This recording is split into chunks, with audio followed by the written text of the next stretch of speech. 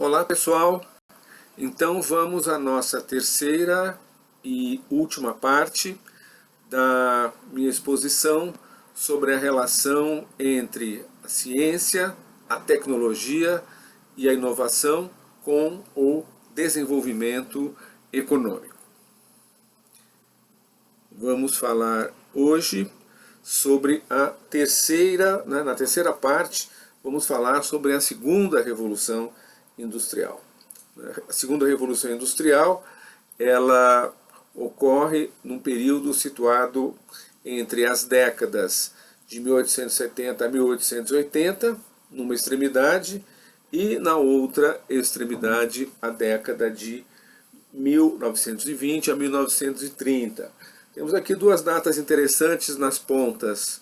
1870 é o ano da unificação da Alemanha, completando o processo de formação da Europa moderna, e 1930 é o ano do início da grande crise detonada pelo colapso da Bolsa de Valores de Nova York em 1929, o ano anterior, ou seja, o início da chamada Grande Depressão, um processo que só vai terminar com a Segunda Guerra Mundial. O nosso autor, ele define uma revolução industrial a partir de 4 elementos, 4 expressões que ele usa, que tem todas o início com a palavra novos. O que são esses 4 elementos? Novos materiais, novas fontes de energia, novos processos de transformação e novos produtos. Vamos ver como é que é isso na prática. A gente vai estruturar então essa breve exposição, assinalando essas 4 categorias que estão na base das inovações mais importantes que resultaram na segunda revolução industrial. Primeiramente, os novos materiais. Os novos materiais da segunda revolução industrial, entre eles merecem destaque a borracha. O autor, Tamás, ele cita a vulcanização. É interessante, fui pesquisar o que era vulcanização. A vulcanização é um processo que surge casualmente. O Goodyear, Goodyear é um nome que é associado à indústria da borracha e dos pneus até hoje, é uma grande transnacional estadunidense. O fundador da Goodyear, ele misturou por acaso látex, látex derretido, látex em alta temperatura, com enxofre, e o resultado foi uma borracha muito mais maleável, firme e eficiente do que a borracha que se utilizava antes, feita diretamente do látex. Outro dos novos materiais associados à segunda revolução industrial são os chamados minerais não ferrosos. Podemos traduzir basicamente como alumínio. Existem outros, mas o que interessa mais é o alumínio, e principalmente o aço. Quando se fala da segunda revolução industrial, um elemento que imediatamente vem à mente é o aço. Há um segundo elemento que eu vou falar logo em seguida. O aço, ele se tornou, a partir de meados do século XIX, uma das principais matérias-primas da moderna civilização industrial. Aqui eu queria colocar um parênteses por minha conta, e observar um fato histórico, que todo país que pretenda se industrializar, ele começa instalando uma grande usina siderúrgica logo no início deste processo. Isso acontece na América Latina. Alguns países latino-americanos construíram as suas siderúrgicas bem antes do Brasil. É o caso do México, por exemplo. né? A importância da siderúrgica ela fica bastante patente na história brasileira com a luta do presidente Getúlio Vargas na década de 1930 para instalar uma siderúrgica que acabou sendo a Companhia Siderúrgica Nacional, a CSN, instalada em Volta Redonda. E foi toda uma epopeia, uma batalha muito prolongada do Getúlio Vargas para construir os recursos necessários para a construção dessa siderúrgica. O Brasil já fundia o ferro, já produzia aço, mas de uma forma bastante precária, em pequena escala, né, e de uma forma descentralizada. Nada que se comparasse ao que veio ser mais tarde a CSN, né, Volta Redonda. E esse processo de construção dessa grande siderúrgica brasileira se deu enfrentando uma forte resistência dos Estados Unidos. Os Estados Unidos boicotaram de todas as formas o esforço brasileiro de construção de uma siderúrgica, porque eles tinham interesse em serem eles que vendiam o aço para os brasileiros. Então eles compravam o ferro extraído, né, do subsolo brasileiro. Lá nos Estados Unidos eles transformavam esse ferro, né, em produtos finais. Por exemplo, os trilhos das ferrovias brasileiras eram importados dos Estados Unidos, algo tão simples quanto um trilho, né? E a US Steel, a grande siderúrgica dos Estados Unidos, evidentemente não tinha interesse, né, em que o Brasil produzisse aço por sua própria conta. Então os Estados Unidos boicotaram essa produção e o Brasil precisava de algum investimento externo, precisava de empréstimos, né, ou auxílio na forma de cooperação para construir a sua siderúrgica, né? E o Brasil só conseguiu isso, no final teve finalmente a ajuda dos Estados Unidos, porque aquele era o contexto do início da Segunda Guerra Mundial e os Estados Unidos precisavam ter o Brasil no campo dos aliados na luta contra a Alemanha nazista, contra o eixo formado pela Alemanha, pela Itália fascista e pelo imperialismo japonês. Getúlio Vargas precisou ali fazer todo um jogo com os Estados Unidos, inclusive sinalizando que poderia até ficar do lado da Alemanha ou ficar neutro, para que os Estados Unidos finalmente dessem apoio financeiro à construção de Volta Redonda. Volta Redonda que começou a ser construída em 1941, justamente no momento em que o Brasil toma partido no conflito mundial ao lado dos Estados Unidos, né, e do que mais tarde veio a ser o campo dos aliados, e ficou pronta, foi inaugurada a CSN em 1946, quando Getúlio Vargas já não estava mais no governo. Essa grande figura, Getúlio Vargas, personagem bastante complexo, controvertido da história brasileira, e que muitos, talvez por pura ignorância, né, tratam de vilipendiar na atualidade, vilipendiar a memória de Getúlio.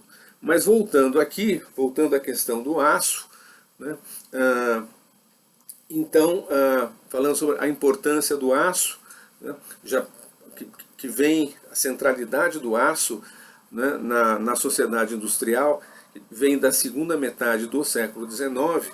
Né, a partir desse momento, praticamente todos os bens de capital são feitos de aço, né, os bens de capital são aquelas máquinas, aqueles equipamentos que são utilizados para produção, né, de outros bens, entre eles os bens de consumo, né?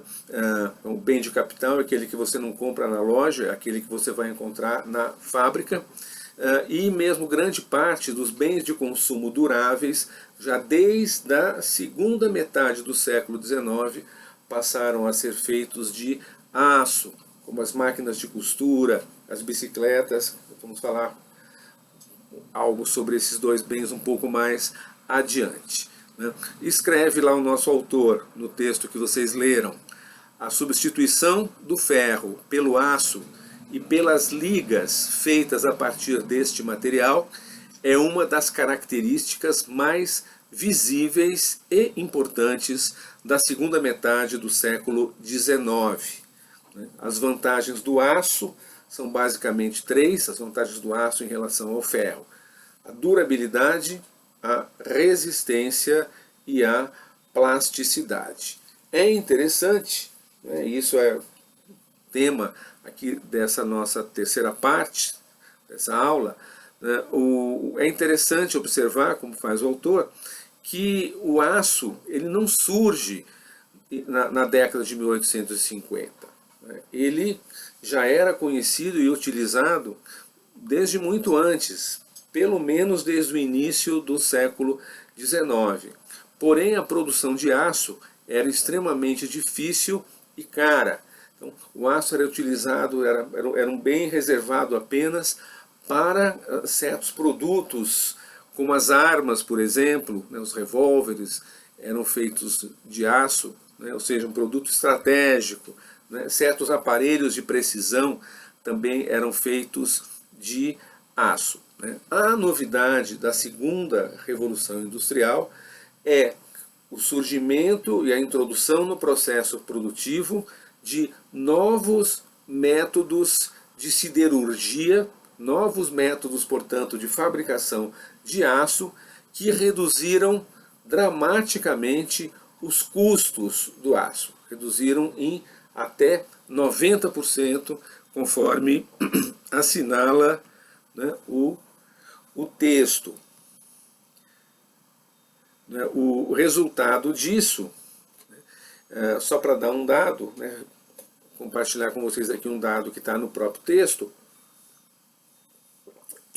num período de 43 anos, o período entre 1870 até 1913, ou seja, até a véspera da Primeira Guerra Mundial, nesse período de pouco mais de 4 décadas, a produção conjunta de aço de 4 países europeus, Alemanha, Grã-Bretanha, Bélgica e França, justamente os mais industrializados, a produção conjunta de aço desses países aumentou de 385 mil toneladas, 385 mil toneladas para 32 milhões de toneladas, ou seja, um aumento de quase 100 vezes. Uma segunda característica presente nas revoluções industriais, e que possibilita a gente marcar as transformações que ocorrem a partir da segunda metade do século XIX como uma segunda revolução industrial, diferenciando-a, portanto, da primeira, é a energia, o uso de novas fontes de energia. Essa nova fonte de energia é a eletricidade. O autor diz, talvez até mais do que o aço, esse é um dos símbolos fundamentais da segunda revolução industrial. A eletricidade, ou seja, a capacidade da gente, a eletricidade, ela existe na natureza, mas a nossa capacidade de produzir eletricidade e utilizá-la para os nossos propósitos não é uma descoberta dessa época. Isso já era conhecido desde muito tempo, desde a virada do século XVIII para o século XIX, desde as grandes descobertas de Faraday. O importante aqui para nós é que na metade do século XIX a eletricidade se torna uma inovação.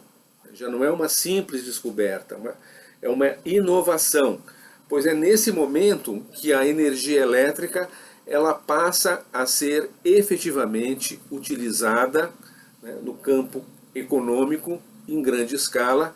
A eletricidade se insere no processo produtivo, marcando o início da segunda revolução industrial. A eletricidade deu origem a novos produtos, novos processos de produção, novos ramos industriais e novas práticas econômicas e sociais. A introdução da eletricidade, ela transcende o plano da indústria, o plano produtivo, né? E a eletricidade, ela se instala na vida cotidiana, né? Como um fenômeno também social. Uma observação aqui que eu queria fazer, né? Estamos falando de novas fontes de energia, né? Considerando que a eletricidade não é uma fonte primária de energia.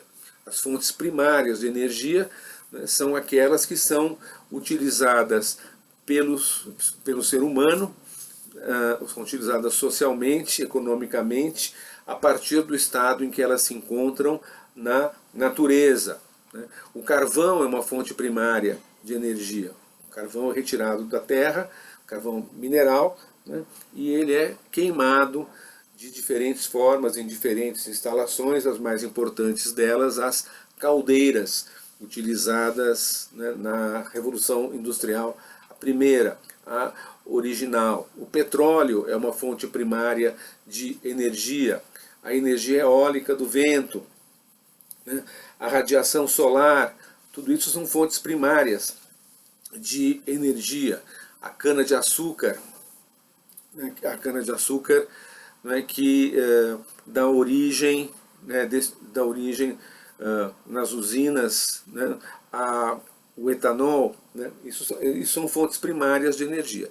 A eletricidade é uma fonte secundária, ela é obtida a partir de uma fonte primária, né, especialmente a energia hídrica dos rios e o próprio calor do carvão, entre outras, né. Não param de surgir novas fontes, novas formas, né, de produzir eletricidade a partir de uma fonte primária. No século XX surge, por exemplo, a energia nuclear, né, o urânio é outra fonte primária de energia.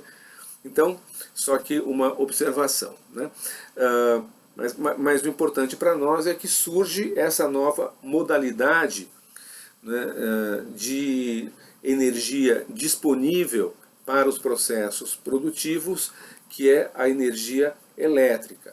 A energia elétrica que precisou enfrentar no início a concorrência de outras fontes de energia já existentes, especialmente o carvão. A energia elétrica, ou eletricidade, ela se firmou na medida em que ela foi capaz de resolver uma série de problemas, né, colocados para ela logo no início da sua aplicação nos processos produtivos. Havia uma dificuldade com a geração, se encontrar processos eficientes e viáveis de produção de energia elétrica, né. Isso foi resolvido com as usinas térmicas, né, na maior parte dos países naquela época, e até hoje no mundo a eletricidade vem de fontes térmicas, né, inicialmente da queima do carvão e depois da queima também de derivados de petróleo, né, essa geração que nós estamos tão acostumados no Brasil, porque a nossa matriz energética brasileira, a nossa matriz elétrica, né, ela é basicamente de origem hídrica, portanto a geração hidrelétrica. Outra dificuldade é a transmissão da energia elétrica, a transmissão a longas distâncias, né, o que requer, né, a construção de redes, de fios, né, que atravessam enormes extensões de território. Uma dificuldade que está presente até hoje, né, no uso, né, na transmissão da energia elétrica, né. E por fim, dificuldades de distribuição ao mercado consumidor, né. Demorou um certo tempo até que se encontrassem soluções que permitissem aos fornecedores de energia elétrica cobrar tarifas aos consumidores, né, de acordo com o seu consumo de eletricidade. Resolvido isso, a eletricidade se implantou, né, se espalhou, dominou o mundo, né, gradualmente, e foi naquela época, nas décadas finais do século XIX, um dos motores do crescimento econômico dos Estados Unidos. que chegam ao final do século XIX como uma das grandes potências econômicas do mundo. Os Estados Unidos, que começou a difundir a eletricidade utilizando, né, a capacidade hídrica, potencial hídrico das cachoeiras do Niágara, na fronteira com o Canadá. A partir da eletricidade surgiram e se desenvolveram outras indústrias, a indústria do cobre, a indústria do alumínio, né, a indústria do papel e celulose, entre outras associadas à segunda revolução industrial. A eletricidade também teve, bastante óbvio, um impacto muito grande na formação e na expansão das grandes cidades. Isso se deu tanto a partir da iluminação pública. Pouco a pouco a iluminação a gás vai sendo substituída, né, pelas luminárias elétricas, né? Existe até algo romântico, um saudosismo do lampião de gás, tem músicas que falam disso, etc. Mas os lampiões de gás, pouco a pouco, eles vão sendo aposentados, substituídos pela iluminação pública elétrica, né? E também o uso da eletricidade nos transportes, né? Então, inicialmente, os bondes elétricos, a substituição dos bondes puxados a cavalo, né, pelo bonde elétrico, né, os trens de subúrbio, né, e o metrô. Né, metrô que no Brasil, o primeiro metrô, que é o metrô de São Paulo, começou a ser construído 70 anos depois da inauguração do metrô de Buenos Aires, outro país latino-americano, né, que mostra bastante o atraso brasileiro em vários aspectos. Né. E é claro, o uso da eletricidade, enfim, no comércio, né, nas unidades econômicas, nas fábricas e nas moradias. O consumo residencial de eletricidade, ele é uma revolução, né, na vida cotidiana. O autor fala, né, algo interessante sobre a questão urbanística, como os bondes elétricos foram fundamentais para descentralizar as cidades nos Estados Unidos. A partir do bonde elétrico, né, se torna viável, né, que grande parte dos moradores de uma cidade morem longe do centro, longe do seu local de trabalho, porque havia um meio de transporte eficiente e barato, que era o bonde. Isso ainda antes do transporte coletivo, né, por veículos automotores, e mais longe ainda do transporte individual, né, por automóveis, que é o ponto aqui, próximo ponto. Né, o autor, ao falar de novos processos de produção e novos produtos, ele enfoca a indústria automobilística. Né, e, mais uma vez, a questão da indústria automobilística, ela não depende tanto de descobertas científicas, né, ou de grandes novidades tecnológicas, mas o sucesso, a expansão, a massificação da indústria automotiva está mais ligada a processos industriais. Então, os elementos que permitiram a fabricação do produto final, que é o veículo automotivo, especialmente o automóvel, junto com o automóvel vem o caminhão e assim por diante, né? A novidade não está tanto né, nas tecnologias que permitiram o produto final, mas nos processos de produção em série, né, que é o Fordismo implantado no final da década de 1920, sobre o qual nós falaremos numa próxima aula. O autor mostra que a tecnologia para a indústria automobilística já estava toda ela disponível no final do século XIX. O motor a combustão interna foi inventado ao mesmo tempo, né, por dois empreendedores, dois pesquisadores, em lugares diferentes, conforme ele mostra no texto. Né. Um outro elemento tecnológico é o princípio das peças intercambiáveis. É muito interessante a gente olhar esse texto certas coisas que para nós são completamente óbvias, o princípio das peças intercambiáveis, é algo tão simples quanto se imaginar que na produção de uma bicicleta, para cada uma daquelas peças que compõem uma bicicleta, é fabricada em grande quantidade, né? Essas peças são exatamente iguais, né? E elas servem para qualquer bicicleta daquele modelo que tem aquelas especificações, né? Mas nem sempre foi assim. Quer dizer, antes os produtos manufaturados complexos, eles eram feitos um por um. Cada peça estava destinada a uma unidade específica, não era uma peça intercambiável, né? Esse processo não surgiu com a indústria automobilística, ele já estava presente, já estava adotado na indústria dos Estados Unidos desde o início do século XIX, né, na produção do que eram alguns dos mais importantes produtos manufaturados daquela época, a máquina de costura, as máquinas utilizadas na agricultura e, conforme eu já mencionei, a bicicleta. E um terceiro elemento, né, que aí foi decisivo para que se viabilizasse a indústria automotiva, foi a queda do preço do aço, com as economias de escala na construção de siderúrgicas, né, na construção dos bens, na produção dos bens e equipamentos utilizados na siderurgia, né, e na invenção de máquinas, ferramentas cada vez mais aperfeiçoadas. Máquina-ferramenta é aquela máquina que vai produzir outra máquina, né, no caso, uma máquina chamada automóvel. E só faltava, dados esses elementos, só faltava então a linha de montagem para juntar tudo isso num processo de produção em massa que reduziu, abaixou radicalmente os preços dos produtos de consumo.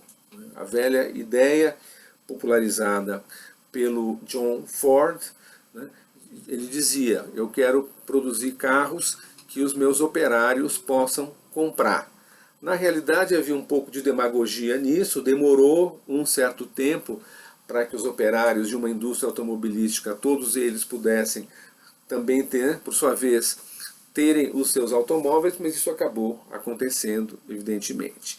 Mas vamos deixar esse tema para a próxima aula, quando pretendemos, inclusive, comentar o filme Tempos Modernos, do Charlie Chaplin, né, que é a obra emblemática, o grande clássico, né, que fala sobre o Fordismo, a linha de montagem e a sociedade industrial moderna, entre outros temas, né. E por fim, né, eu queria assinalar aqui, ressaltar as observações que são feitas pelo autor sobre a relação que existe entre, de um lado, o progresso da ciência e da tecnologia, e do outro lado, o desenvolvimento econômico e social.